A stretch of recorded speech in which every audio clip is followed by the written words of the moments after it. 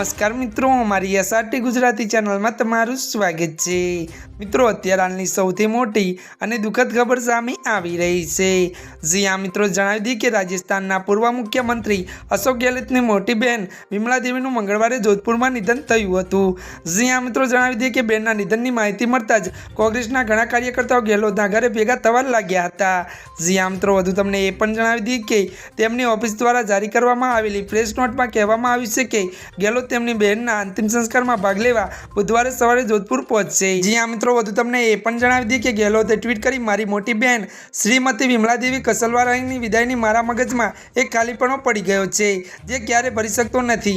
ભાઈજીના માળા માટે એક માતા સમાન હતા, તેમની હંમેશા ખોટ રહેશે। તેમના 3 વર્ષમાં તેમને દાન આપ્યું હતું અને બધાના જીવનમાં ખૂબ જ પ્રેમ અને આશીર્વાદ। હું પ્રાર્થના કરું છું કે ભગવાન તેમને તેમના ચરણોમાં સ્થાન આપે। જી હા મિત્રો, અત્યારની આ દુઃખદ ખબર મળી રહી છે। ત્યારે મિત્રો, આજના માટે આટલું જ। અમારી ચેનલમાં નવા હોય તો અમારી ચેનલને મિત્રો તમે લાઇક, શેર અને સબસ્ક્રાઈબ કરી દેજો। ધન્યવાદ।